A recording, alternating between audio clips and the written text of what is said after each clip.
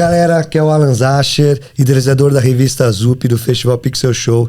Tô muito feliz que a gente está começando mais um episódio na primeira edição de videocast no Pixel Show, realizado pela REC Brasil, Redes de Economia Criativa Brasil, através do termo de fomento assinado com a Secretaria de Cultura de São Paulo. Salve, galera, tudo bom? Eu sou o Diego, idealizador aqui da Be Creative, tá? Comunidade. E eu tô aqui hoje com uma convidada muito especial no nosso episódio do videocast aqui na Pixel Show, tá? Ela é artista, pintora, tem um currículo e um trabalho de invejar, tá bom? E a gente vai ter dicas, a gente vai trocar ideia, vai conhecer um pouquinho da história dela aqui. É nada mais, nada menos que a Marjô Mizumoto. Eu acertei. Então eu tava com dificuldade aqui de falar o segundo nome dela, mas deu certinho agora, né, Marjô? Deu certinho. Seja muito bem-vinda, muito bem-vinda. Seu trabalho, ele é uma inspiração pra mim, conheci ele há uns 2 ou 3 anos atrás. Trabalho maravilhoso, tá bom? Alan, e aí, quer começar? Vamos lá, primeiro vamos descobrir quem que é Marjô. Conta pra gente da onde saiu esse amor pela arte, ou se foi sempre assim, ou se não começa a curtir outras coisas. Vamos lá, né? Não, eu acho que... Bom, antes de tudo, gente, obrigada pelo convite de estar aqui. É uma honra de estar participando aqui com vocês dessa conversa. Eu acho que, assim, a carreira de artista, assim, começou mesmo na faculdade. Eu fiz faculdade de artes plásticas, sou bacharel pela FAP, mas acho que como todo outro artista que fala, né, desde criancinha, já desenhava, já gostava. Eu fiz FAP também. Você fez FAP também? Você fez o quê lá? Eu fiz propaganda e marketing. Olha só... É próximo, né? É outro prédio, mas... Eu ia lá mas eu ia bastante. Tinha aula de artes plásticas e fotografia lá no prédio de vocês. E é próximo em todos os sentidos, né? Tipo, na produção, né? Ali, tipo, propaganda e marketing. Sempre tá com o pé ali na arte, né? Não tem como. Ou o artista tá com o pé em... Eu tava mais na arte. Complementar. É complementar, Deveria ter propaganda e marketing pro artista saber se vender. Deveria. Tanto que eu brinco que... Assim, a gente abriu a Zup Design no começo, mas eu falava que não era propaganda, o marketing é a alma do negócio, né? Porque todo mundo fala propaganda é a alma do negócio. Eu falei, não, design... E marketing é a alma do negócio. Porque todo artista precisava saber. E eu também sofri, como muitos artistas que hoje eu dou aula, eu sofri bastante com esse negócio. Falar, pô, eu preciso saber um pouquinho de marketing, preciso fazer um plano de negócio. Que Sim. Isso é super importante. A gente vai falar sobre isso com a Marjô também. Maravilha, então continua que eu te cortei aqui. Não, mas foi ótimo. Bom, e aí eu fiz... terminei a faculdade em 2010, de bacharel em artes plásticas. Depois eu fiz a pós-graduação, História da Arte, lá na FAP também. Fui até o último ano, mas não concluí. Assim, fiz tudo, chegou no finalzinho, acabei entrando em outras coisas, e aí acabei não concluindo, mas... Só falta entregar o TCC. Concluiu, então. Concluiu. Mas adquiriu conhecimento. Adquiriu conhecimento. Talvez um dia eu volte lá assistiu todas as aulas, é o que importa. Exato. Faltou o último semestre. Não, eu fiz o último. Ela só não entregou o TCC. Só entregou o TCC. Não entreguei o TCC. Não, mas que preguiça, né, Marjô? Nossa, meu Deus. E esse negócio de horas complementares? Tinha também? Não tinha. Nossa, quando eu fiz design e comunicação digital. Nossa, meu Deus, eu só me ferrava por conta disso. Horas complementares. Tinha que entregar coisa à disposição, né? E aí o pior é que o nosso lá na faculdade não era fotografar e tal e fazer um textinho de 5 linhas e alguma, sabe? Não, a gente tinha que ser manuscrito. E tantas linhas, escrever o porquê, conectar com a matéria. Esquece. Fazer uma redação. Nossa, era um saco isso aí, meu. Mas eu te entendo, não ter entregado o TCC. Não, é que na verdade, sabe, acho que o que aconteceu foi que eu fui entrando mais na área mais prática mesmo. Sim. Eu era assistente de outros artistas e aí eu acabava entrando mais nisso mesmo, porque acho que eu fui para a história da arte meio como uma alternativa. De talvez poder dar aula e tudo mais. Mas eu já tinha feito bacharelado pensando em ser artista mesmo, e não tinha feito a parte de licenciatura para dar aula. Só que, né, a gente precisa ter algumas opções. E aí eu fui para essa parte de pós para poder dar aula, caso fosse o caminho.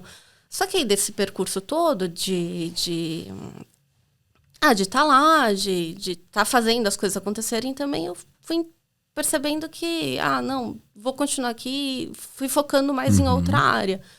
E aí foi mais ou menos esse caminho mesmo que eu fiz. Eu fiz assistência para outros artistas pintores também, fiz assistência para Annelise Igreja, fiz assistência para o Rodolfo Parigi. E eu acho que, assim, a gente estava falando sobre os caminhos, né, do artista, Sim. tudo não sei o quê. Inclusive é o nome de um livro muito legal, né, da Julia Cameron. Eu acho que um dos caminhos que você tem, assim, dos melhores caminhos que você tem é de você estar do lado de quem já faz isso. Sim. Até para você ver se é o que você quer fazer. Porque tanto as coisas boas quanto as dificuldades, estando ali no ateliê, você consegue vivenciar, você consegue compreender se aquilo é para você. Porque tem isso também, né? Entender... assim, aquela coisa, né? Todo mundo quer ser famoso, todo mundo quer estar na TV, mas será que isso é pra você? Será Sim. que você vai saber lidar com isso? Será que é pra... Realmente, aquela coisa, né? Toma cuidado com o que você deseja, porque pode acontecer. Não, faz todo sentido Né? isso. Então, assim, aí. quando você tá lá, você vê de fato, tipo, nossa, não, tem todas essas dificuldades, tem todas as coisas boas, que geralmente é o que todo mundo vê, mas também tem as dificuldades. Então, você tá dentro ali de um ateliê, você vivencia, né? Então, acho que, assim, isso foi muito bom para mim como artista mesmo, para entender como ser artista, como... né? Qual seria meu caminho? Se era ali onde eu queria estar, qual que seria meu caminho? Então, assim, o ateliê é ótimo, porque você tem conversas que no dia a dia você não consegue... não dá para eu chegar aqui para você e falar tudo assim, como é que faz isso? Não dá. Às vezes você tem que estar ali do lado da pessoa, pintando, conversando sobre alguma coisa, devaneando, né, sobre a vida, e de repente surge alguma questão que você tem, e aí o assunto desenrola de uma maneira que você fala, não faz sentido. Exemplifica, né, para nós um exemplo. Eu acho que, assim... a gente estava conversando um pouco antes, né? Todo artista, quando sai da faculdade, ele sai sabendo fazer as coisas, né? A prática da profissão, pelo menos uma introdução de cada coisa. Você tem uma matéria de cada coisa. Então, a prática, o fazer artístico, o ser artesão, de uma certa forma você aprende. Isso é prática, é técnica adquirida. Conforme vai passando os anos, você vai melhorando, você vai aperfeiçoando e tudo mais. Agora, ninguém te fala como entrar no mercado. Ninguém te fala como... né? Como cobrar. Como, né, vender o seu trabalho. Sim, tipo, às vezes, pô, você pode trabalhar no estúdio, pode trabalhar, enfim, N coisas... Mas ninguém vai te contar como, mas e se eu não quiser seguir esse caminho, quiser seguir o meu caminho autoral próprio? Sim, como? E na verdade eu acho que isso também é muito difícil. Até é difícil de explicar como é que você precifica uma coisa, porque pensando assim, digamos que você é médico, você sai você está fazendo a faculdade, você tem uma residência, você tem um valor ali. Sim. Que você vai receber pelo plantão que você faz. Todo mundo sabe qual valor que é. Um hospital vai ter um valor, outro hospital vai ter outro. Mas está ali na média. Você tem uma base para cobrar. O problema da parte do artista é que você cobra de acordo com o que você vai, teoricamente, conquistando. Os seus reconhecimentos. Então, você tem que olhar para o seu lado... e ver os outros artistas que estão mais ou menos no mesmo patamar que você e por quanto eles estão cobrando. Então, é uma coisa muito de mercado. É muito do mercado. Então, você olha e fala assim, não, eu sou uma artista, por exemplo, digamos assim, vou dar o meu exemplo de hoje. Eu pinto há 15 anos, mas eu tô no mercado, sei lá, há 5. Né? que patamar de artista mais ou menos que eu tô. Só que assim, você também vê, que editais que essa pessoa esteve, que museus que ela conseguiu expor, que coleções que ela tá, essas coisas. E essas coisas vão agregando para ao longo do tempo o seu valor também ir subindo. Só que é muito subjetivo. Então, assim, você precisa realmente olhar para os seus pares. Não tem como você...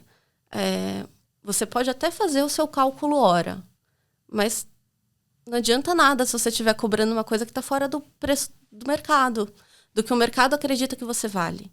Então, é um pouco meio como o mercado de ações, assim, né? Você vê, você tem uma ação ali, você tem mais ou menos um preço que você pode falar que aquela ação vale, mas o que define o quanto que realmente você vai vender, vai comprar aquela ação, é que o mercado está pagando. Sim. Então, é uma coisa muito subjetiva mesmo. A diferença da bolsa que você falou é que se a demanda tá alta, o preço sobe, igual a arte, né? Também. Sim. Porque vendeu tudo, vai subir o valor.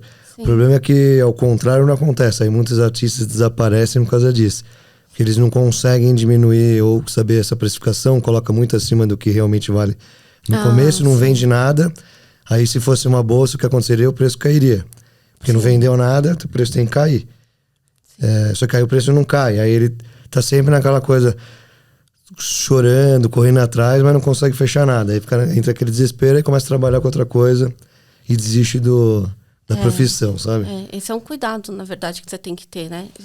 Até nisso, assim, de você tem que saber valorizar o seu trabalho, então você também não pode cobrar pouco, porque você reconhece o valor do seu trabalho, né? O valor de tudo aquilo que você já fez, de tudo aquilo que você já conquistou, de tudo aquilo que o seu trabalho realmente vale, mas também se você tem que tomar o cuidado para você não precisar ter que pensar em baixar o seu valor, né? Porque aí é ruim. Todos os colecionadores odeiam isso. Não, eu acho que da mesma forma que a gente estava falando da bolsa de ações, o colecionador, ele tá apostando. É uma aposta. Ele aposta em você como artista, né? Ele olha para você e fala, essa artista aqui, eu acredito que daqui a 10 anos ainda vai estar no mercado. E daqui a 10 anos ela ainda vai estar conquistando, ainda vai estar fazendo, ainda vai estar ali... Tá crescendo. Crescendo, né? E essa obra que eu tenho dela, provavelmente só vai valorizar. Se um dia, por exemplo, porque eu acho que tem 2 jeitos de você ser colecionador. O primeiro que eu considero mais correto é você amar um trabalho e você comprar ele. O segundo é você comprar um trabalho porque você acredita que ele vale e que ele vai valorizar. Pensando mais no negócio, né? O ideal é que você consiga achar os dois. Que você olhe um trabalho que você acha que vai super valorizar e que você ama, porque afinal você vai ver todo dia. Né? Você não vai conviver com uma coisa que você acha só que tem um valor porque o mercado te deu aquele valor, mas que você realmente não vê valor naquilo, você não gosta. Então, assim, acho que é meio que isso, né? O artista, ele é como se fosse uma aposta, né? Para um colecionador, tanto para um museu também, eu acho. Quando a gente estava falando aquela coisa de endossar, né? Que museus que você expôs, que museus que tem você no acervo. Aquele museu, ele tem um custo para ter uma obra no acervo, ele tem uma estrutura em volta daquilo. Ele escolhe um artista e não um outro. Ele também está fazendo uma aposta ali, né? Ele também está considerando... eu acredito que daqui a 10 anos, 20, 30... né? Depois que esse artista se for, essa obra que eu tenho é valiosa. Então, eu acho que o museu também não aposta só na questão valor, a questão conceitual do artista, o que o artista está fazendo, se aquela obra merece ou não estar no museu, sabe? Historicamente falando. Porque é mais uma questão museológica, né? Eu não aposto tanto que nem a galeria. A galeria é prateleira. O cara quer ganhar dinheiro, quer pegar bons artistas, mas o museu tá lá porque vai virar um registro histórico no futuro, provavelmente. Eu acho que a gente costuma olhar as coisas de uma forma separada. A galeria aqui, o museu ali, o mercado aqui, a feira ali. Mas, no final das contas, é um sistema. É o que eu tava pensando aqui. Só. Então, assim, você tem... O fato de você estar numa galeria, você consegue, por exemplo, estar numa feira, como uma SP Art, por exemplo. Você estando nessa feira, você começa a ser vista pelos curadores, você começa a ser vista pelo mercado. E aí, a partir do momento que você começa a ser vista, conhecem o seu trabalho, não é porque você está na galeria, mas a galeria também faz parte desse Ela sistema ajuda, de né? endosso. Ela abre portas. Eu acho que, assim, existem 3 formas que um artista pode ser reconhecido, digamos assim. Um é você ter o reconhecimento do mercado. O outro é você ter o reconhecimento das instituições, que são os museus, são as faculdades, são as escolas, são as instituições, né? Onde você está lá, teoricamente, por reconhecimento de alguém especializado, de um curador, de um crítico, de alguém assim. E o outro é pelos seus pares. Então, eu acho que, assim, o melhor dos mundos é você ser reconhecido pelos 3. É quem pinta também olhar para o seu trabalho e admirar, o mercado olhar para o seu trabalho, querer te ter, e a instituição olhar para o seu trabalho e falar assim, nossa, eu gosto desse trabalho, eu considero ele relevante, eu quero ter ele aqui no meu acervo. Que eu acho que é isso, né? A instituição, ela olha pela relevância do trabalho. Mas nem sempre isso acontece. Às vezes você vai ser reconhecida pelo mercado, mas você não vai ser reconhecida pela instituição. Você vai subvender muito, mas a instituição talvez não te reconheça. E às vezes você vai estar numa instituição, você vai ser um artista que você vai conseguir estar em todos os museus mais importantes, mas vai ser difícil para você vender, por exemplo. E às vezes você tem os dois, né? Você tem o mercado, você tem a instituição, mas também outros artistas olham para você e falam, mas eu não acho o trabalho dela tão legal assim. É legal, assim, que tem Não, é complexo, mas é fácil de entender. Porque eu acho que tem um artista, assim, que todo mundo comenta, assim. Todo mundo, assim, né? Principalmente o pessoal de belas artes, né? Que tá em galeria, que tá em museu e tal. Pode falar nome? Tem um cara aqui que... todo mundo comenta, fala mal dele, assim. Mas eu tiro o chapéu por um lado. Apesar de não gostar do trabalho dele, assim. Mas minha mãe gosta. Eu acho que eu sei. Você sabe que é? Todo mundo sabe. Todo mundo sabe, tipo, o Romero Brito, né? Eu acho que é isso, né? Mas olha, daquilo que a gente tava conversando no começo. Ele é um cara que ele soube se vender. Super tem que tirar o chapéu, ele meu. É ótimo em marketing. Ele é ótimo em marketing. Esses dias eu tava assistindo... Só que nenhuma instituição reconhece, nem os próprios pares. E os pares não reconhecem, mas o mercado, claro... Na verdade, os pares o mercado, rola uma dor de cotovelo aí, muita gente, mas não questão... Cada um cria a sua... Né, mas ele encontrou, né, meu? Tipo, o mercado que vende, e vende muito.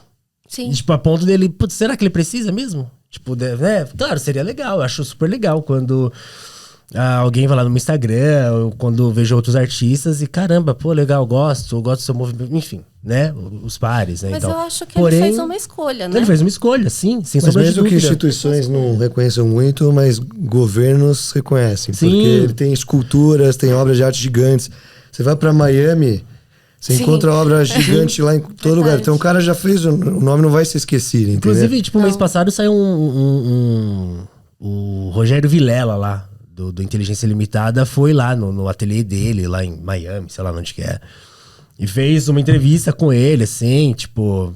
E aquilo, né, mano? Pô, vai falar o quê, né? Ele tinha aqui no Brasil também. Então... Mas fechou, né? Lá no Jardins. Mas é isso, o que você acha? Eu acho que ele é válido dentro do que ele escolheu ser. Uhum. Sabe, assim, porque... Sim. Não existe só um tipo de artista. É aquilo que a gente estava falando. Existe um artista que ele vai ser institucional, que ele vai querer estar nesse meio de museus, que ele vai querer estar nesse inscrever em editais e realmente tipo, tentar seguir essa carreira mais institucional. E existe artistas que vai querer focar no dinheiro. E assim, não é que um é excludente do outro, mas é uma escolha. É sempre uma escolha do artista. O que você quer ser, onde você quer estar. E eu acho que o mais difícil de tudo isso, principalmente que eu acho que o Romero deve passar muito, porque se você for parar para pensar, todo mundo tem ele como esse exemplo, é se ele tá bem com ele. Sim. Né? Porque acho que é isso, assim, no final das contas você vai ter muita gente falando para você o que seria melhor você fazer, como você ser reconhecida aqui, como você ser reconhecida ali, mas às vezes o seu jogo, você vai preferir jogar outro jogo. Então, assim, por mais que... Precisa ver se traz satisfação pessoal para ele, né? Exato. Acho que é o mais importante. Exato. Não, talvez sentido, satisfação pessoal para ele seja estar numa super mansão em Miami com esculturas, tipo, por todos os cantos, Sim. entendeu? E também, talvez para ele seja uma satisfatória. É isso mesmo, é muito pessoal. Tipo, a gente não sabe qual que é a história do cara, né? Ou a história de qualquer pessoa, assim, né? Tipo, que é aquele lance do... quando você vem da periferia, você vem da quebrada, assim... eu cresci muito com rap, com o movimento do hip hop, né? Que é o que tá dentro das periferias e tal. Hoje em dia é o movimento do funk e tal. Mas eu vim desse movimento, do hip hop e tal. Cresci com isso e eu sempre ouvi muito, assim, sabe? Tipo, quando um rapper ou quando alguém mais desse movimento ia mais pra mídia, sabe? Aí eu sempre ouvi tá se vendendo. Pô, se vendeu. Tipo, sempre tem o Mano Brown, né? Mesmo. Sempre vai ter uma crítica. Tem o Mano Brown mesmo. Quantas vezes não ouvia, pô, se vendeu. Mas, tipo, o que é? O que é, assim... Tem isso também. Você se vendeu ou estão te comprando? Sim, E, tipo, qual é a sua necessidade, na moral? Porque ele conseguiu chegar num lugar onde realmente consideram o trabalho dele, Sim. né? No caso do Mano Brown. Então você olha assim, você vai falar pro cara, não, você tem que sempre se manter ali em um estágio. Se você passar daquele estágio, você é um artista pop, você é um artista que se vendeu pra mídia. Só que assim... E no final das contas, qual é o problema Como disso? é que ele vai levar? E como que ele vai levar a palavra dele para as grandes massas se ele não for relevante para as grandes massas? Total. Então, assim, é um dilema, né? Na verdade, é um dilema. Eu acho que, assim, no fundo, todo artista sofre com esse dilema. Sim.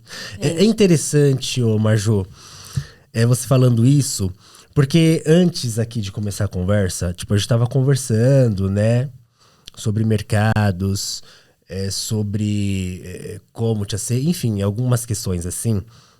Eu acho que você, o Alan, não sei, mas eu já passei muito por isso, assim, de tipo, eu tenho que fazer um trabalho desse jeito, porque eu tava muito preocupado em ser aceito pelos meus pares, entendeu? De, pô, o artista, não sei o que, ele tem que ver e curtir, não sei o que, eu tenho que agradar ele. Só que no final das contas, de uns anos pra cá, eu caí na real de que, artista não compra de artista. Mas assim, quem são os seus pares? Com quem você tá andando? Sim. Então, também tem um pouco disso também. Ninguém que tá lá em cima vai julgar você por querer crescer. Entendeu? Então, assim, acho que às vezes também a gente tem que escutar algumas críticas, mas reconhecer que talvez aquela crítica não venha de um lugar onde você quer estar. Se você quer estar em outro lugar, talvez você tenha que escutar mais as pessoas que estão no outro lugar, mais do que escutar as pessoas do lugar onde você já está. Né? Eu acho que tem um pouco disso também, né? De você poder absorver, você pode escutar, lógico, acho que tudo tem... A gente não pode perder a nossa essência, né? De onde a gente veio, mas reconhecer também que tem outros lugares, né? Mas você já passou por algo assim? De tipo, pô, quero chegar nesse lugar? Ou meio que aquele negócio assim de tipo, quero estar ali... Mas ou se sentir perdida no meio disso e depois você se encontrou. Não, é isso aqui que eu quero, mano. Eu não tenho que... Porque é bem que esse conselho que você deu agora, né? Eu acho que assim, eu tive de uma forma assim. Por exemplo, o meu trabalho ele é muito sentimental. E ele, às vezes, ele pode ser brando, ele pode ser suave. E por muitas vezes eu escutei que eu deveria ser mais porreta, entendeu? Que eu deveria ser mais tapa na cara, que eu deveria chegar assim, tipo, chegando, assim, de não, você tem que fazer dessa forma. Só que assim, será que eu sou essa pessoa? Como é que eu vou lidar com o meu trabalho? Eu já fui, por exemplo, muito questionada do porquê eu estava pintando retrato, do porquê eu pintava pessoas, em pleno século XXI, enquanto, né, existe fotografia, digamos assim.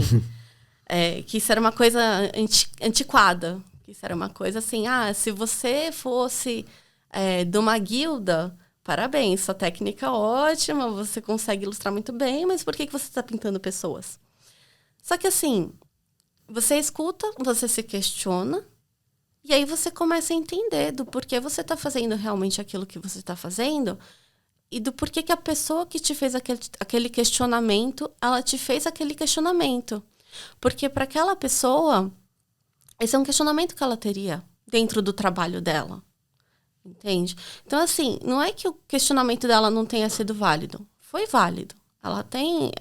Ele tem os seus motivos de ter falado aquilo.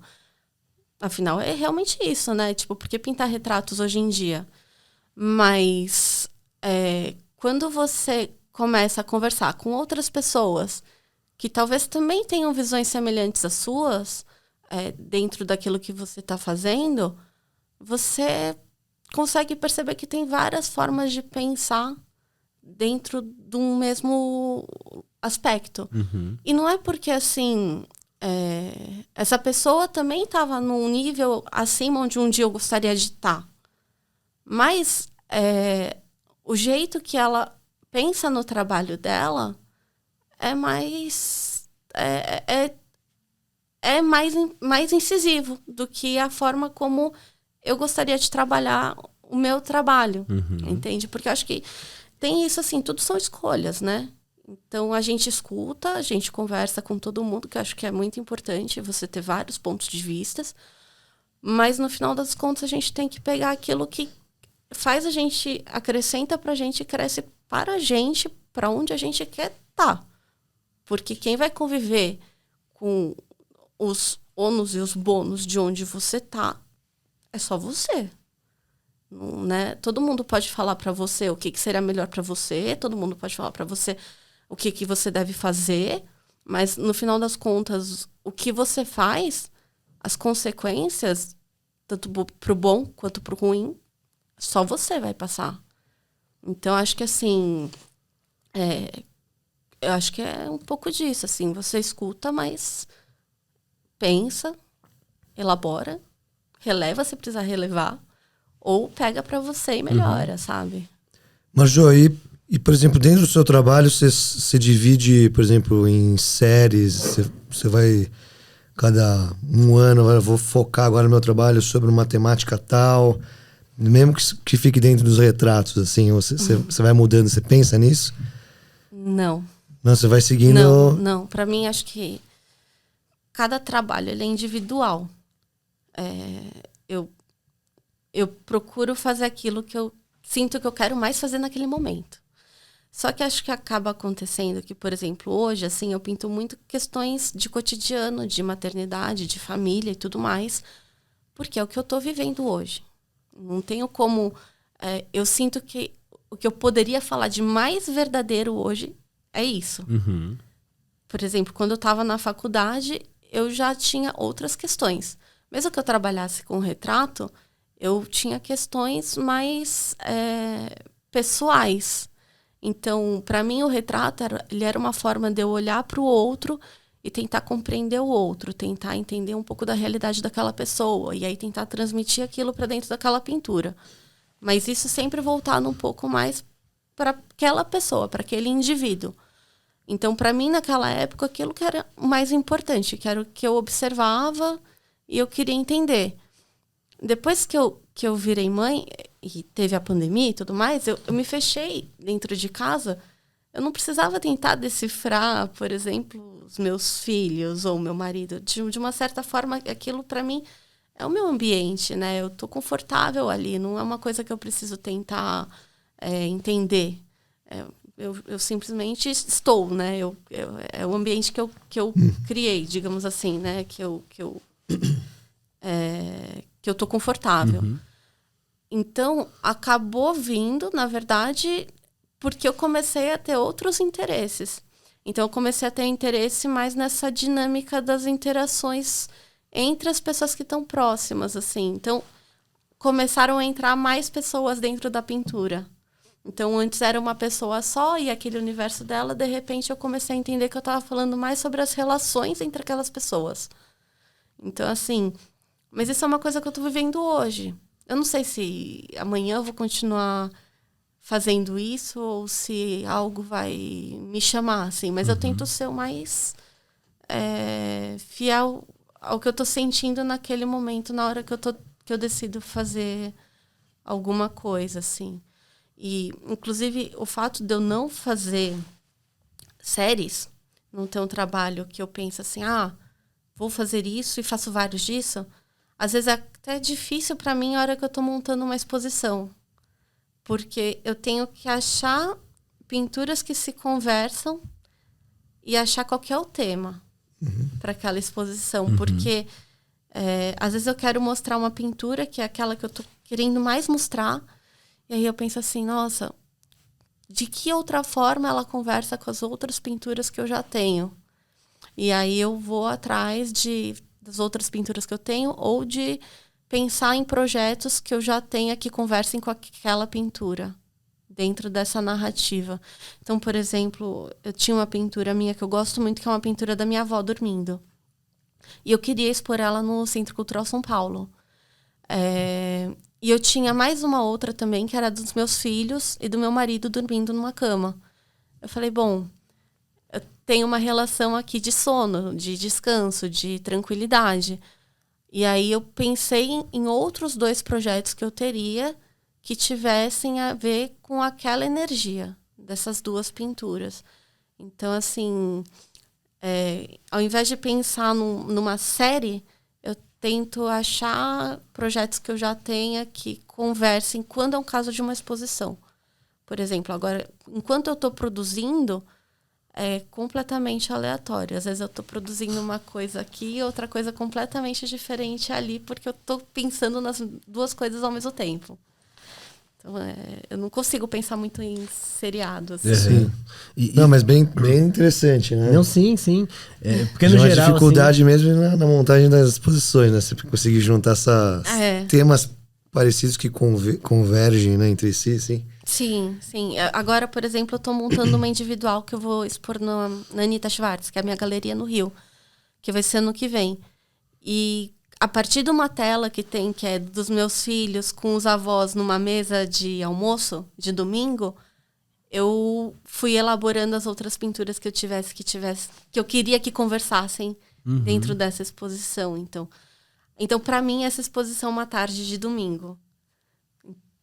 Como que eu vou pensar nisso? Eu vou procurando projetos que eu já tenha, fotos que eu já tenha, que eu acho que podem vir a ser uma pintura que converse com essa ideia de uma tarde de domingo, assim, dessa sensação de uma tarde de domingo. E você produz...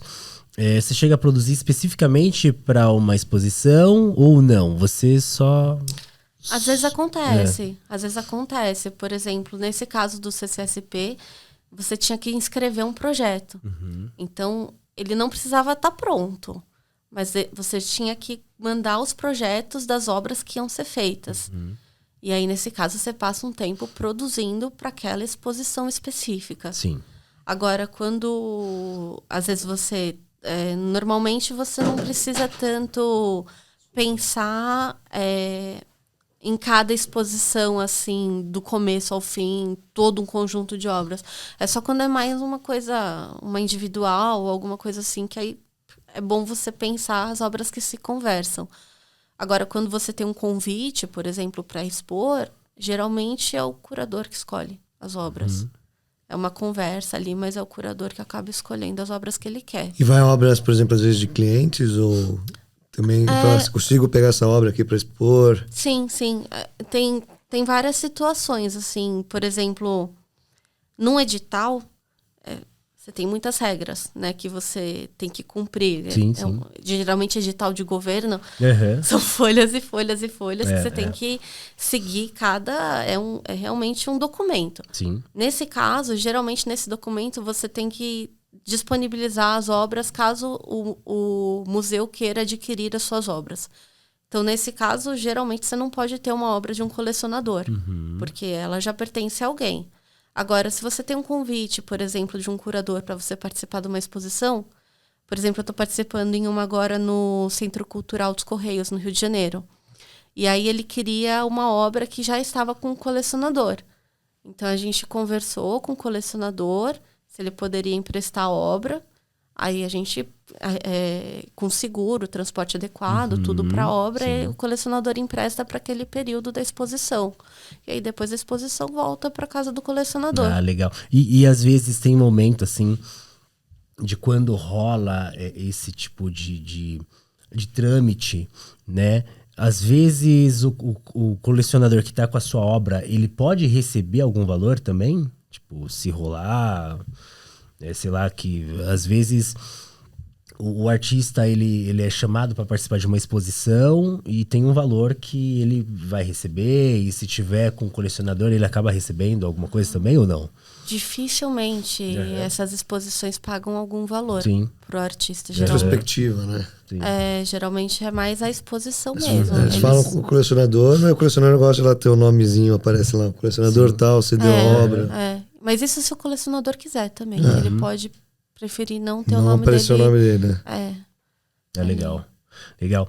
E no seu processo de produção, assim, eu tava observando, né, e aí você comentou também, que tem muito a relação mesmo do seu espaço de segurança, da sua família, né, filhos, e do momento que você tá passando. Para você, né, uma artista que é mãe, né, é casada, como é ser artista dentro desse espaço, com filhos e tal? Qual que é o desafio disso? É complexo. 5 vezes mais trabalho. Assim, eu trabalho de madrugada, às vezes. Às vezes não, quase sempre, assim. Você estava acordada com um filho? Eu tenho 2. 2, nossa. Então é o dobro do trabalho. Eu tenho mas assim, foi interessante, porque eu fiquei, por exemplo, em 2015 eu engravidei. Antes de 2015, eu estava nesse processo de editais, de ser assistente, de estar em grupos de acompanhamento de pintura e tudo mais, assim, querendo desenvolver o meu trabalho. No momento que eu engravidei, eu pensei assim, nossa, eu não quero que os meus filhos cresçam com babá. Eu quero fazer parte dessa primeira infância. Eu acho que, assim, o momento que aquele serzinho aprende a ser gente é nessa primeira infância. Eu queria que ele aprendesse a ser gente comigo. Então, assim, eu queria estar presente, eu queria estar ali em todos os momentos. Então, eu deixei as artes plásticas de lado por 5 anos.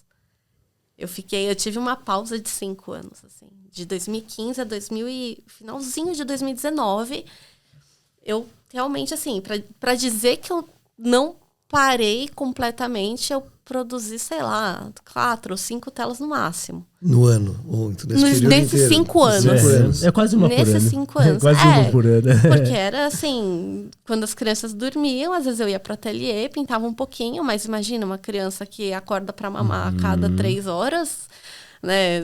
Uma fralda para trocar, você pensa, vou tomar banho, vou dormir, ou, né? A última coisa que você tá pensando ali é um pouco em produzir.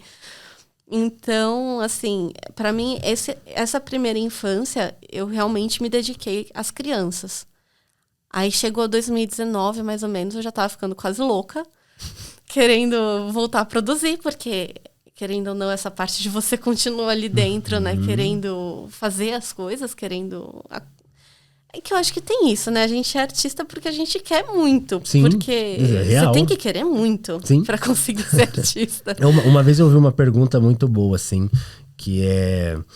E aí eu uso isso até hoje, assim, pra galera que chega até mim querendo dica ou qualquer coisa do tipo. E a pergunta que eu ouvi foi: você quer aprender a desenhar, você quer entrar, você quer trabalhar com isso porque você gosta de ver, sabe, ilustrações, desenhos, pinturas? ou você de fato gosta de produzir isso, gosta de fazer isso. Porque são duas coisas diferentes, meu. Sabe? Você vai precisar se debruçar lá, sabe? É diferente de um trabalho que você trabalha só 8 horas e não desmerecendo, não. Não, mas você não consegue sair do trabalho. Não, você não sai. Você acorda e você dorme com aquilo. Né? Marjô, e na época da pandemia, como que foi com os filhos? Então, e aí foi quando eu consegui voltar a trabalhar, na verdade. Porque o que aconteceu? Eu voltei mais ou menos em 2019. A Marie tava desmamando à noite. Que foi a hora que eu falei, bom, aqui é a minha brecha. Tá desmamando à noite. Eu simplesmente peguei ela, dei pro meu marido e falei, a noite é sua. Se vira. Às vezes ele aparecia lá no ateliê assim, à noite, amor, ela não para de chorar. Eu falei, cara, se vira. Tipo, agora não, sabe? E aí, assim, à noite eu conseguia produzir. Então, produzia só de madrugada. Eu passava o dia inteiro com as crianças, enquanto meu marido trabalhava. Meu marido é tatuador. E aí ele trabalhava, assim, durante o dia. Chegava à noite, a gente trocava. E você dormia de manhã, então? Eu nem dormia. Até hoje, meu horário é bem trocado. Eu vou dormir, assim, umas 4 da manhã e vou até às 11, mais ou menos. Você é coruja, né? É que à noite não tem ninguém te chamando, não tem silêncio, telefone né? tocando, não tem nada. Então ali eu consigo produzir melhor de muito noite. Criativo, gosto de trabalhar à noite. Zero barulho, zero encheção, né? Pode crer. Eu sinto porque Distração, durante o dia você tem que resolver coisas burocráticas do dia. Você tem que levar a criança na natação, você tem que pagar a conta do banco, você tem que responder isso, responder aquilo. Então, durante o dia, você não consegue muito parar, focar e pintar, porque você precisa de um tempo para preparar o material, entrar ali na pintura. Não dá para você... eu tenho meia horinha aqui, vou pintar. Peraí que eu vou fazer um negocinho e voltar aqui e pintar. É muito difícil, não tem como você ter isso. Você precisa de um tempo corrido. Então, assim, à noite eu ia pro ateliê e pintava. Aí entrou a pandemia, em 2020. E o meu marido ficou sem trabalhar. E aí ele ficou em casa, com as crianças, assim. Aí ele percebeu o rolê que era ficar em casa com as crianças. Aí ele falou assim, não, é puxado. É trabalho. É trabalho. E aí ele começou a ser mais proativo em querer me dar o tempo para eu poder produzir. Sim. Então, durante a pandemia, eu tive muito mais tempo para produzir, porque ele ficava muito com as crianças. E aí, no momento que a gente voltou, assim, que as coisas voltaram ao normal, aí a gente conseguiu uma babá, tudo, não sei o que, as crianças já estavam maiores, uma babá, e aí eu consegui realmente engrenar, voltar a produzir, porque é isso, você tem que produzir, você tem que realmente trabalhar muito. E hoje você está produzindo quantas obras aí por ano? Porque Então, também tem né? Isso é muito detalhe as obras. Pra quem não conhece as obras e tem que conhecer, né? Sim. Tem que seguir a Marjô. Você vai ver a quantidade de detalhe, e porque eu acho que é um dos motivos que faz o trabalho ser incrível também, porque é muito detalhe, assim. Eu demoro de 1 a 3 meses em cada obra. Então, assim, às vezes eu consigo trabalhar 2 ao mesmo tempo. Então, se eu demorei 1 a 3 meses, terminei 2, pelo menos eu terminei 2 nesses 3 meses. Mas eu consigo pintar, em média, umas 5 obras por ano. É o que eu consigo fazer, umas 5, 6, assim, estourando. Assim. São obras... São obras grandes, né? São obras grandes, elas têm mais ou menos... O tamanho normal delas é 1,80. Aí, quando eu resolvo fazer um pouco menor, é 1,40. Aí, quando eu resolvo fazer maior, é tipo 3 metros. Então, aí, 3 metros leva o quê? Uns 5 meses. O problema não é o tamanho. O problema é a quantidade de coisas que você coloca dentro da pintura. Qual que foi a que levou mais tempo, mais trabalhoso pra você? Eu acho que a da minha avó. Eu acho que a da minha avó foi uma obra bem trabalhosa, assim, porque a roupa dela tinha toda uma estampa, assim, bem detalhada, a pele do rosto, tudo era muito trabalhado dentro da pintura. Vou mostrar essa obra também, então, aqui no videocast. Mas eu acho que a pintura que vai ser a recorde, assim, é essa que eu tô fazendo agora, que é essa da mesa. Porque tem muita coisa na mesa. E aí eu tô... E aí você pega, você fotografa, termina como é que é? Em novembro essa? Tomara que antes. Tomara que esse antes. Tomara que Mas qual o tamanho dessa obra? Essa tem 2, tem 1,5 por 2. 1,5 por 2. Isso é também numa dessas obras aqui de trás. Tem 1,5 por 2 também.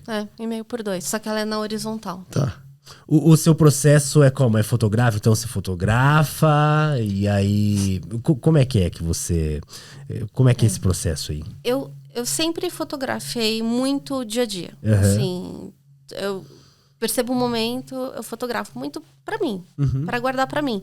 Só que em algum momento eu vejo uma cena e eu falo, nossa, isso poderia virar uma pintura. Aí eu disse, nossa, parece uma metralhadora de foto. Aí eu começo a tirar assim, um monte de foto, porque eu sei que eu não vou usar uma foto pra pintar, eu vou usar, tipo, sei lá, 200. Eu vou pegar todas essas fotos, vou analisar uma por uma e vou ver, olha, esse personagem tá bom nesse número de foto aqui. Porém, eu quero a mão daquela foto. Então você vai construindo... É quase um Frankenstein.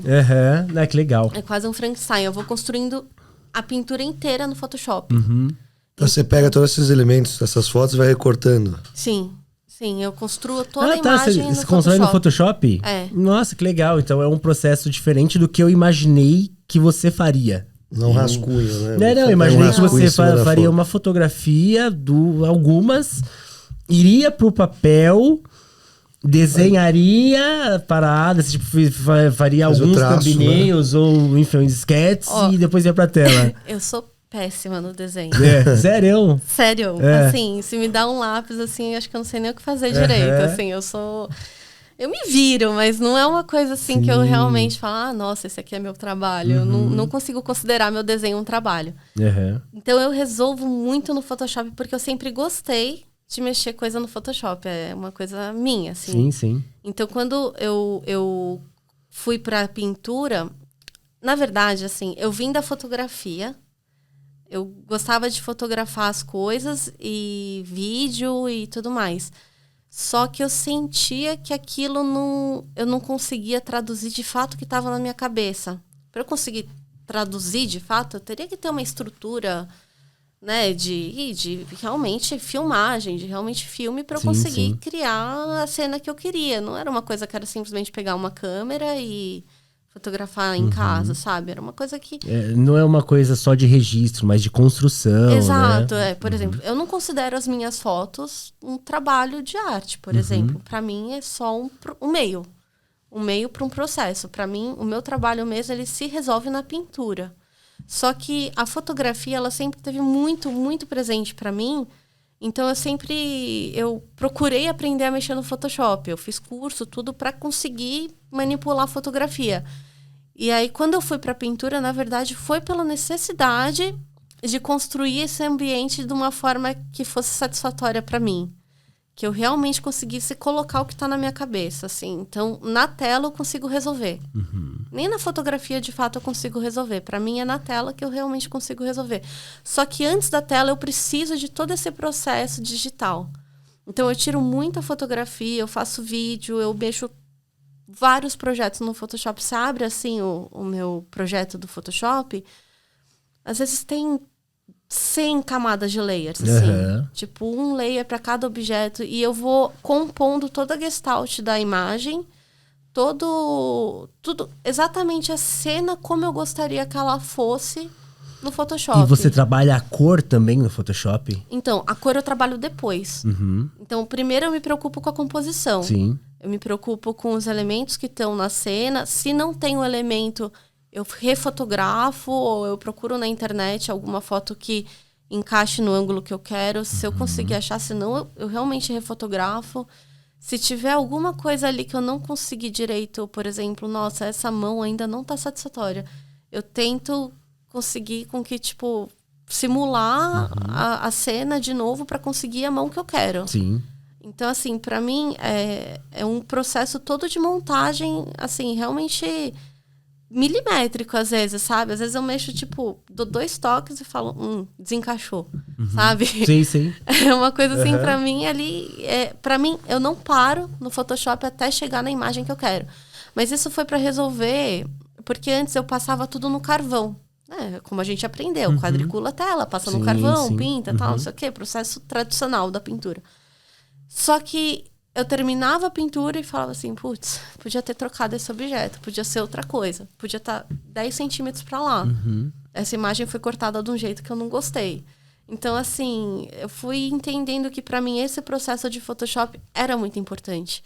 Porque era ali onde eu conseguia realmente compor a gestalt da imagem que eu queria.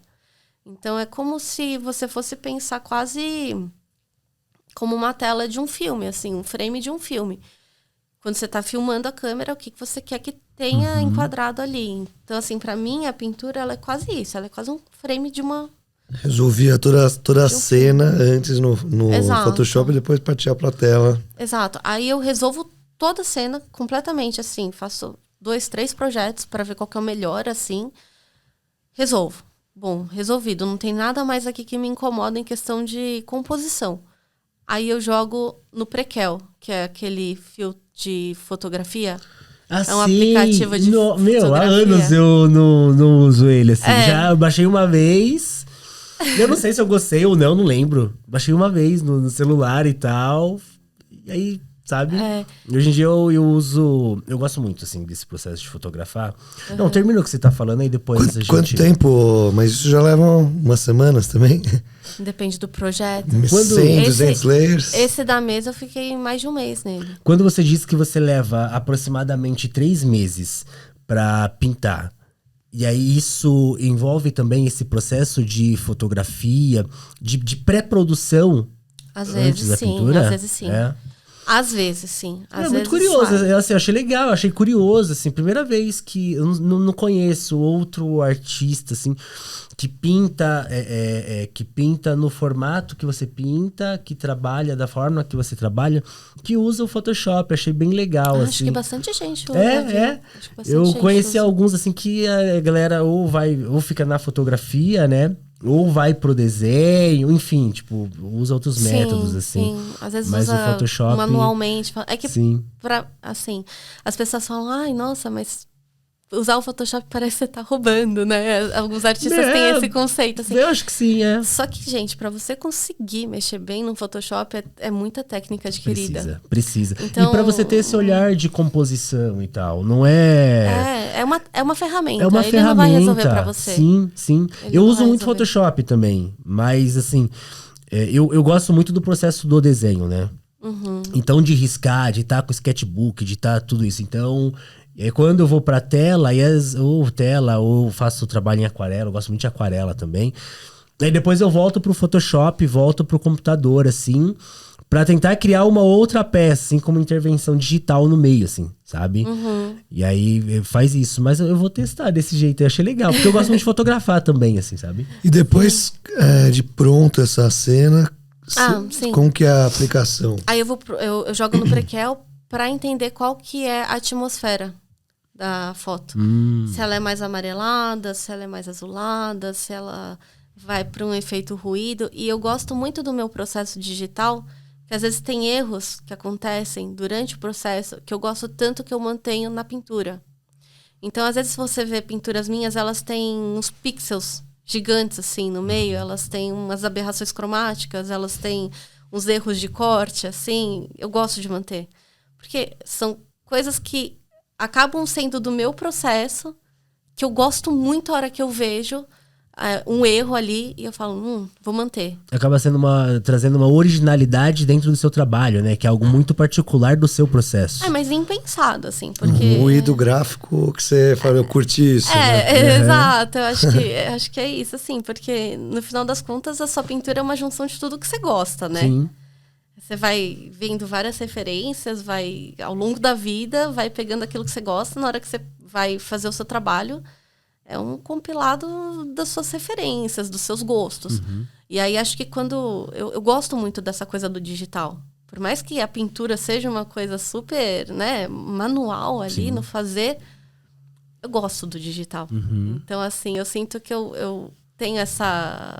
Eu tento trazer um pouco dos dois, assim, juntos, assim. Tanto é que tem muita gente que, às vezes, quando vê minha pintura ao vivo, se questiona se aquilo é só pintura. Ah, é? Se aquilo é só pintura ou se aquilo é, por exemplo, uma imagem impressa, manipulada digitalmente, assim. Porque ela tem essa característica digital. Então, conversando com você no WhatsApp, eu disse que a sua pintura, assim, traz um frescor, assim, e tal. É pensando nisso, assim. Você é uma pessoa que gosta, imagino eu, de cultura pop, né? O que me chama muita atenção, eu queria ter na minha parede, assim, nem que seja um print daquela sua pintura lá do Stop Wars, né? Eu acho maravilhosa, Ela assim. que tá no Correios agora. Ah, é? Sabe qual pintura que é essa? Então eu vou... Depois dá uma olhada, é maravilhosa. Teve no Minidoc. Do Minidoc. E aí, qual que é a sua relação com essa? Porque assim, a gente percebe que museu, galeria, a gente não percebe muito uma presença destes temas, né, nas obras.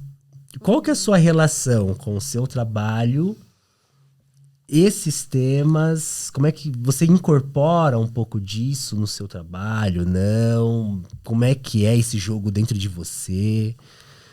Eu acho que eu já me questionei mais sobre ter esse lado mais pop, que é aquilo que a gente estava conversando. Sim.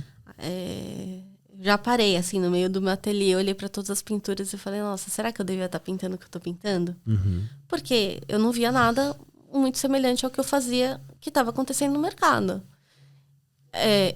Sim, tinha, mas tanto é que às vezes eu ia, assim, na SP Art, né, pensando, nossa, qual galeria que talvez eu me encaixasse, né? Porque tem isso também. Cada galeria tem o seu time de artistas que meio que formam uma composição ali do que você lê, o que é a galeria.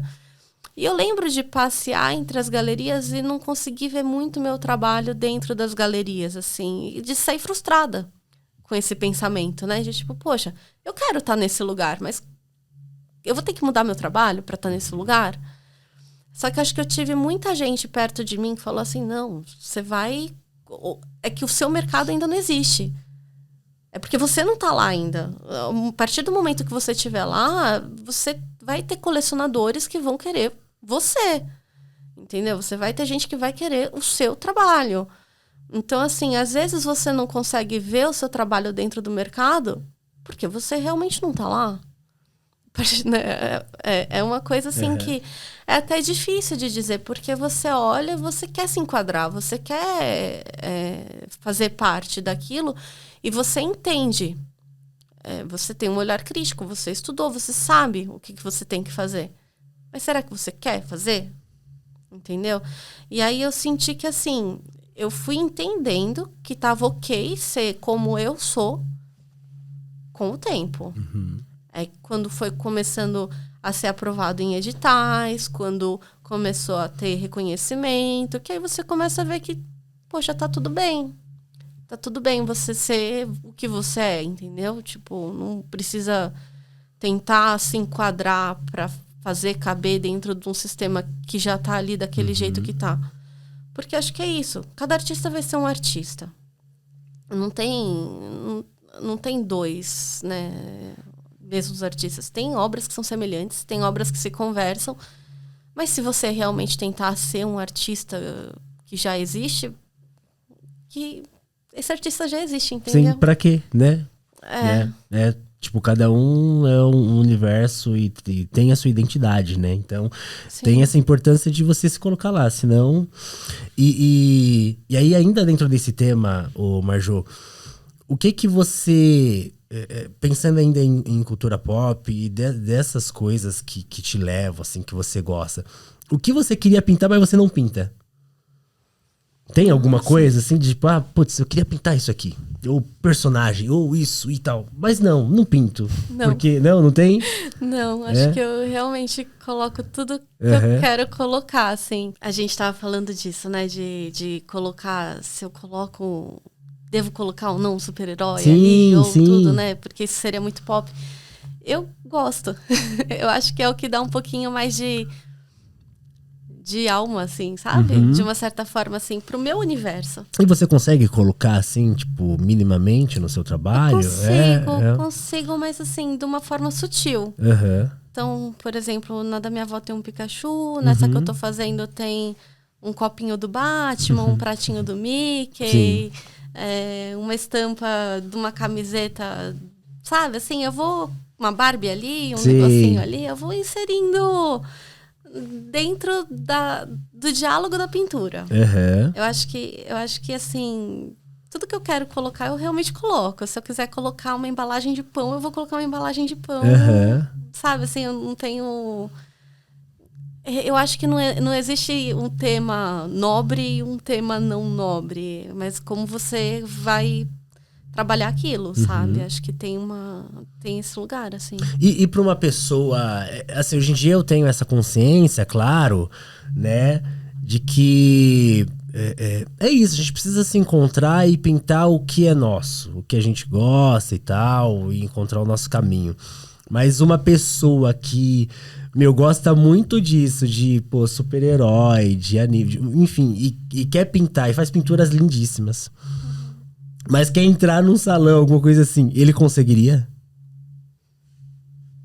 Talvez. É? Talvez sim. Eu tenho alguns amigos que fazem nessa Sério? pegada, assim. Eu conheço bastante também, vários artistas que também têm uma pegada pop e entram. Legal, eu tenho vários legal. amigos, inclusive, que trabalham com essa temática. Que legal, que legal. Só que é engraçado, porque ao mesmo tempo que você vê vários deles trabalhando com temáticas pop, assim, né? Você olha pro trabalho e você sabe que o trabalho é deles. Ah, é? Que legal. Eu queria... Assim, Tem um estilo, né? É. Você vê que é dele. Eu conheço pouquíssimos, assim, com o trabalho, assim, apesar de conhecer muita gente que realmente desenvolve esse trabalho para as editoras, essas editoras, criadores desses personagens, mas pessoas que pintam, assim, e conseguem mandar trabalho para salão, galeria. Nessa temática eu praticamente não conheço. Assim, às vezes me aparece, assim, tipo um patrocinado, alguma coisa, que eu tenho um trabalho belíssimo, assim. Mas de conhecer mesmo eu não conheço. Então eu queria indicações também pra ver mesmo. Vê depois o trabalho da Pamela Anderson. Pamela Anderson. O nome é Pamela Anderson mesmo por causa do Baywatch, né? Que é isso, ela trabalha muito com essa coisa assim, pop. Adoro o trabalho dela, adoro ela é muito legal. Tem um amigo meu também que fez faculdade comigo, o Wagner Olino. Ele trabalha muito, sei lá, coisas de Mickey, Power Ranger, umas coisas assim. Ele faz uns gelouco, sabe? Acho bem legal também o trabalho dele. A própria Nelisa Igreja, que eu trabalhei, ela colocava elementos, assim, pops no trabalho dela, assim. Então, eu acho que tem muito espaço, assim. É que o negócio é que você tem que olhar e você tem que conseguir identificar que aquilo é de uma pessoa, né, daquele artista. Que o problema dessa parte mais pop, que assim eu vejo, é que as pessoas fazem e todos parecem o mesmo. Eles não têm Porque é uma cópia, né? Eles não têm uma característica que você olha e fala assim, nossa, esse trabalho é dessa pessoa. Então fica difícil, por exemplo, quando você está analisando um portfólio, digamos assim, você é um curador num edital, você olhar e falar... Para mim, isso aqui não me diz muito desse artista. Geralmente, a pessoa tá procurando ali o que ela reconhece como daquela pessoa, sabe? Então, assim... E no final das contas, todo mundo vai trabalhar... desses artistas que trabalham um elemento pop, acabam colocando no seu próprio universo. Digamos assim... Tem o PG, não sei se você conhece ele. De nome, não. Ele trabalha, assim, com umas coisas tipo uns jogadores da NBA, com umas coisas, assim, super pop, mas que tem muito a ver com a realidade dele, entendeu? Da mesma forma que eu também coloco, sei lá, um Pikachu, mas não é o mesmo Pikachu, sei lá, que a Pamela colocou, sabe? Assim, tem umas coisas que você olha, assim, a hora que você vê o todo, não é sobre aquele elemento. Aquele elemento, ele é um extra. Mas não é só aquilo, entendeu? Não é só um bom desenho. Eu acho que é aí que tá o ponto. O negócio de você ser um artista não é você ser só um bom técnico, um bom desenho, né? É você realmente conseguir passar um pouco de você, né? É você. A pessoa está comprando você. Ele não está comprando só o seu desenho. Ele está comprando a Marjô. Entendeu? E aí ele quer que aquela Marjô pareça um Marjô. Ele não quer que seja só um Mickey. Uhum. Não, faz todo sentido, assim, é um trabalho com alma, né? É. E não uma cópia, enfim, da indústria e tal. Não, faz todo sentido, né? O Marjô, e como é que você pensa... Então, assim, você trabalha com... Você usa muito o digital. Inclusive, antes da pergunta que eu vou fazer uma outra, senão eu vou esquecer. Você já pegou essa parte da pré-produção e usou em exposição também? Tipo, imprimiu e tal, e fotografia, e a parte do Photoshop, e apresentou junto ou nunca? Olha, esse papo surgiu recentemente com a minha galerista. Acho que a gente vai colocar uma telinha do lado, assim, no começo da exposição. Uhum. Porque quando ela entrou no meu ateliê, que ela viu todo o processo e tal, ela achou que isso era muito legal para as pessoas verem, assim, todo o processo. Né? Porque geralmente as pessoas acham que é só tirou a foto, pintou. Sim. Então, é uma coisa que talvez agregue, assim... Porque eu acho que faz todo sentido, assim. É que nem quando você vê... Ia ficar legal se fizesse no vídeo lá o step by step, né? Sabe, 1 minuto, 2 minutos. Sei. Você mostrando toda a composição. Você ficou lá o mês inteiro gravando. O difícil é você deixar 3 vezes a motion, câmera, né? tipo, ali no mesmo lugar. Não, gravando só a tela, sabe? Só a tela. Mas a tela é só uma parte do processo. Entendeu? A tela, na verdade, a hora que eu chego na tela é só pintar, entendeu? Não a tela, é a parte mais prazerosa, talvez. A tela do computador. Sabe, o processo de recortar, porque isso aí já é muita... Você mexeu 1000 vezes lá, né? Você sabe que você falou uma coisa interessante. Essa coisa da parte mais prazerosa. Mas assim, na verdade, eu volto atrás... Porque você já falou que você tem prazer na fotografia, você tem prazer na produção digital, entendeu? Eu acho que assim, às vezes as pessoas olham, nossa, pintar, que delícia, né? Uau, nossa, deve ser, você entra inspirada como divina no ateliê, entendeu? E conjura uma obra divina. Assim. O dom. O dom. Parece uma aula, né? Gente, assim... Como é que fala? É 20% inspiração, 80% transpiração? Acho que foi o Tesla que falou isso. Eu não sei se... Não sei quem falou, mas a frase falou. É alguma coisa assim. Você tem um momento ali que você tem um insight. É isso. Agora, o fazer... Ele é longo, entendeu? Você não passa 3 meses super inspirado. Você tem que pôr a mão na massa ali 1% inspiração, fazer, 99% e assim, trabalho. pelo menos comigo, assim, tipo... Eu sou do tipo de... Eu quero fazer tudo... Eu sou meio... Claro, com as devidas moderações e tal, claro. Mas meio... Van Gogh, no sentido, assim, de... Mano, tem que fazer rápido. Eu preciso capturar, preciso jogar, sabe? Eu sou muito desse jeito. Então eu acho, não é maçante, eu quero desistir quando passa muitos dias, muito tempo, mais de um mês no trabalho e eu começo a fazer muito picadinho, assim, ó, de tipo, pra eu não encher o saco, eu faço um pouquinho, deixa lá, vou fazer outras coisas, sabe? Mas isso é uma característica do seu trabalho, por exemplo. Então, assim, eu acho que isso é muito interessante, assim, de você pensar. Aquilo que você identifica como, às vezes, a característica do artista é a incapacidade dele de fazer de outra forma. Porque ele vai... Aquilo que você fala, esse é o estilo do artista. Ele sempre faz daquele jeito e tal, não sei o quê. É porque ele sabe fazer daquele jeito. É o jeito que ele lida com aquilo dentro do ateliê. Se ele soubesse fazer de outro jeito, ele faria de outro jeito. O Van Gogh mesmo queria ser um pintor clássico. Só que ele nunca foi aceito dentro dos salões. Porque ele era o Van Gogh. Entendeu? Então, assim, ele olhava para a pintura clássica. Ele olhava. Ele realmente queria. Ele tentava. Mas, assim, era o que ele conseguia fazer, entendeu? Era o jeito que ele lidava com o pincel e a tinta. Era o jeito que ele lidava com o processo do ateliê. Então, assim, aquilo que você faz hoje é porque você consegue fazer isso dessa forma que é hoje. E isso mostra que a sua pintura, ela tem esse estilo porque ela é feita dessa forma. Então, assim, cada artista vai ter um jeito de fazer. Por exemplo, no começo, a minha pintura também era muito assim. Eu passava o tubo na tela, entendeu? Usava um pincel, assim, tigre, bem duro para poder carregar a tinta e empastando tinta em cima de tinta, misturava, assim, tudo. Só que, com o tempo, eu isso me incomodou. Mas não que isso era ruim, eu gosto. Eu olho para as minhas pinturas antigas, eu gosto delas também. Talvez um dia eu volte para lá. Mas eu sei que eu não vou voltar para lá porque eu não tinha capacidade de fazer de outra forma. Eu vou voltar para lá porque eu quero. Entende? Então, acho que assim, eu fui indo para esse caminho cada vez mais perfeccionista porque me incomodava. Era uma coisa que eu tinha dentro de mim que eu falava, não, eu quero tentar fazer, eu quero conseguir fazer de outra forma, eu quero, sabe, tentar fazer essa cena mais realista. Como é que eu faço isso? Então você vai indo, até uma hora que você consegue. Aí vai chegar um momento que eu vou estar insatisfeita de novo e vou tentar fazer outra coisa, entendeu? Sim. Então, assim, a gente tá sempre insatisfeito, sempre tentando mudar. E cada estilo do artista que você fala, a fase azul do Picasso, o cubismo do Picasso.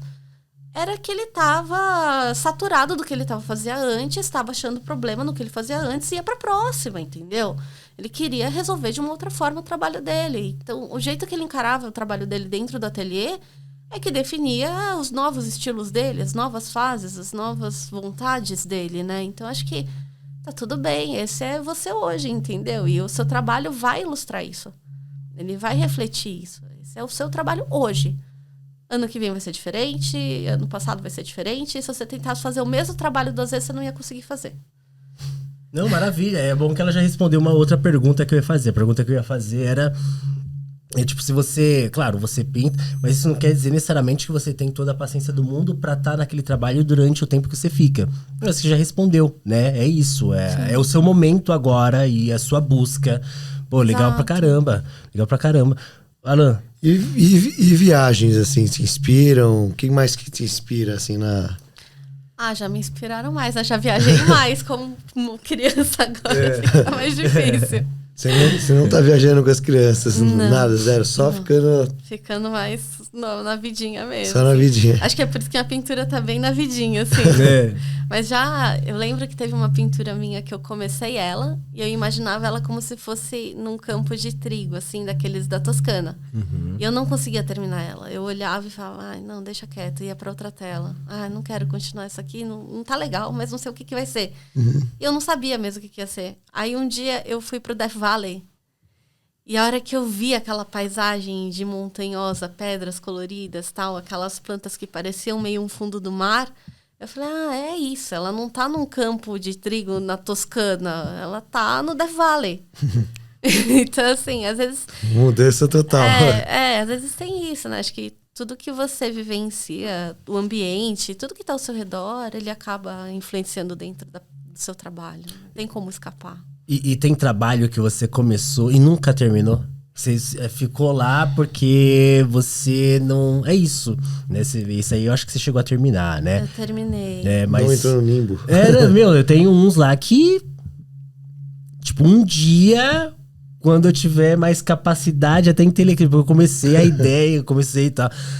Mas não foi, assim, travou e tá lá. Tem alguma coisa? Eu tive um no meu TCC que eu não consegui terminar. Eu tinha decidido algumas pinturas de algumas pessoas, alguns amigos meus artistas, e teve um que eu não consegui terminar. Mas foi porque eu não conseguia sentir o que eu tinha que passar naquela tela. Tinha alguma coisa Sumiu o sentimento, né? E teve pinturas que eu comecei o projeto, cheguei a passar na tela, e aí teve alguma coisa que me incomodou durante o processo com o retratado, que eu falei, acho que eu não quero fazer. Acho que eu não vou ter o tesão de fazer. Aí eu parei, assim, mas não porque eu abandonei a pintura pela pintura. Geralmente é um motivo externo. A pintura, eu vou nela até o limite. Até o limite. Geralmente, a minha pintura, ela tem pelo menos 3 camadas a 4 camadas de tinta em toda a tela. Em toda a tela. Se eu pinto um rosto, eu pinto primeira, segunda, terceira, quarta camada no rosto. Camada em cima de camada, camada em cima de camada. Mas é porque eu sinto que eu vou chegando num nível de detalhamento a cada camada que vai criando corpo de cor e de detalhe. Cada camada que eu acrescento. 2, porque é que nem quando você, por exemplo, pinta uma unha. Você pinta a primeira camada, ela é rala, ela é meio transparente. Você pinta a segunda camada, ela ganha um corpinho um pouco melhor. Se você pinta a terceira camada, aquela cor, ela fixa. Ela fixa, ela ganha um corpo naquela cor. E aí, pra mim, a pintura é isso. Ela precisa ter pelo menos 3 camadas. E só pra eu entender, essas camadas que você diz... são os vários tons que você vai colocando pra chegar no realismo ali da sua pintura? Eu não divido muito... tem técnicas que você divide, né? Que você faz, por exemplo, luz e sombra primeiro, aí você adiciona um tom de pele, aí você adiciona... Eu não divido. Pra mim é quase como se fosse um ala-prima em cima de um ala-prima. Eu vou vindo quase como uma impressorinha, assim. Tipo, eu venho... Eu preparo todas as cores antes. Sim. Então, assim, faz parte do meu processo também. Quando você perguntou depois do arquivo, eu jogo no... Qual que é o nome daquele programa do iPad? Procreate. Eu jogo no Procreate e eu vou com a ampulha... conta-gotas. É assim. Então, se eu vou fazer uma pele, por exemplo, eu vou clicando e vou achando todas as cores da pele, da pintura. Aí eu pego essa tabelinha assim, dou um zoom nela, venho com um caderno, coloco a paleta aqui e vou misturando até achar a primeira cor. Achei a primeira cor, tá igual, anoto quais foram as tintas que eu usei para aquela cor. Tintas, quantidade. Exato. Tipo, eu faço como se fosse um livro de Você faz receita. uma paletinha, como fosse só né? tabelinha Pantone. Exato. Daquela pintura. Daquela pintura. Daquela pintura específica, porque nenhuma pele é a mesma cor da outra pintura, porque cada uma tem uma atmosfera diferente. Essa parte do prequel, pra mim, é esse momento da atmosfera. Atmosfera e também são pessoas diferentes, né? Não, às vezes não é nem isso, porque é a mesma pessoa, às vezes... sim, mas com atmosfera diferente. Mas por conta da atmosfera diferente, o tom mudando, muda. né? Você vai ter um tom de pele mais amarelado, ou você vai ter um tom de pele mais arroxeado, ou azulado, ou esverdeado, ou, sabe assim? Você vai mudando conforme a paleta daquela pintura. Muito legal. Então, tipo, eu faço toda uma receitinha, assim, eu tenho um livro com mas todos os negócios. é a melhor coisa, assim, tipo, pra quem pinta, pra design, não, pra todo mundo, assim, é a melhor coisa, assim, fazer mesmo essa separaçãozinha mesmo, entender a paleta de cor, né? Exato. Pra não se perder depois e precisar revisitar, assim. Então, quando eu vou pintar, eu já tô com todas as cores já, mais ou menos, prontas. Então, pra mim, a hora que eu vou pintando, é só pegar a cor certa e ir vindo, assim, construindo a imagem. Sim. Então, assim, eu faço quase como se fosse um ala-prima, pintando exatamente aquilo que eu vejo. Só que a cada construção que eu faço de novas camadas, aquilo vai ganhando um tom sobre tom, que vai acumulando e vai dando uma riqueza de profundidade.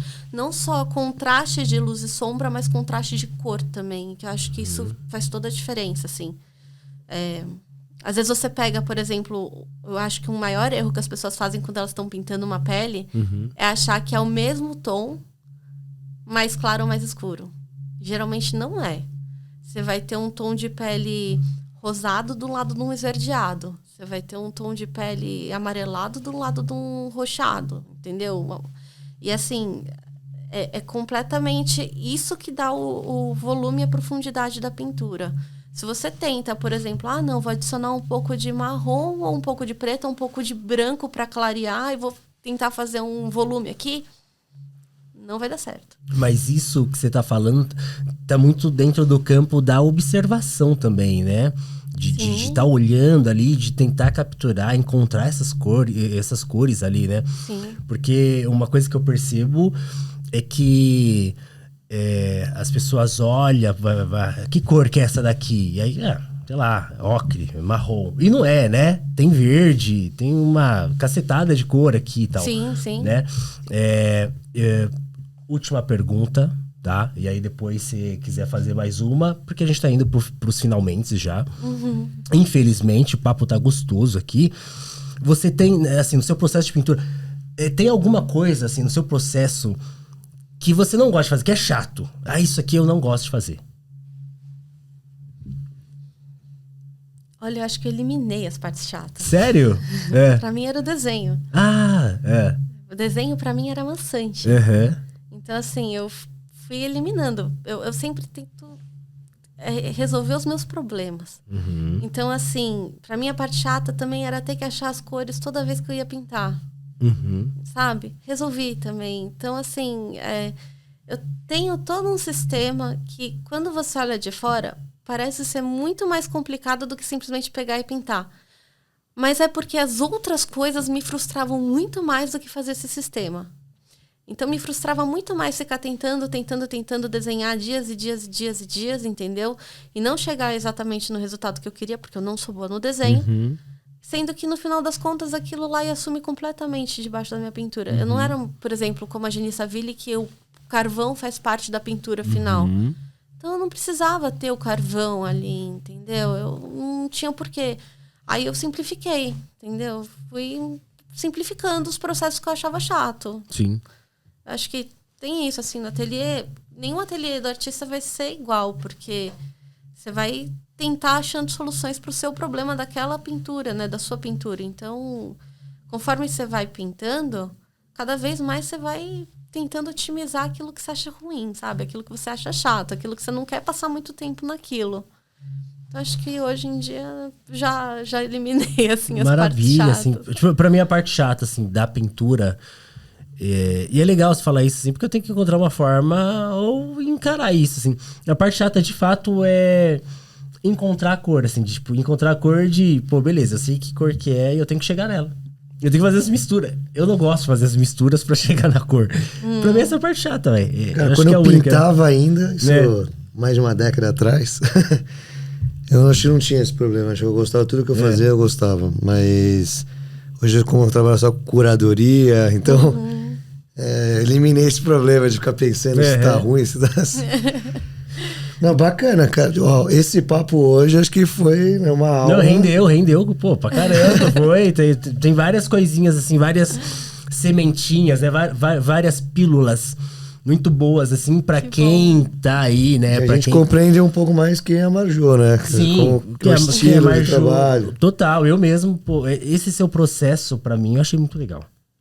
De verdade, eu acho que tem que estar também, assim, em alguma exposição com algum trabalho, assim, sabe? Talvez. Porque eu acho que, fortalece muito, assim, sabe? O seu trabalho é lindíssimo e tal. E é muito legal saber desse processo. Faz esse stop motion, só dos um mês. Deixa a tela gravando lá. O problema vai ser as crianças entrar na tele e tropeçar assim no tripé, né? Mas vai ser interessante. Vai ser legal.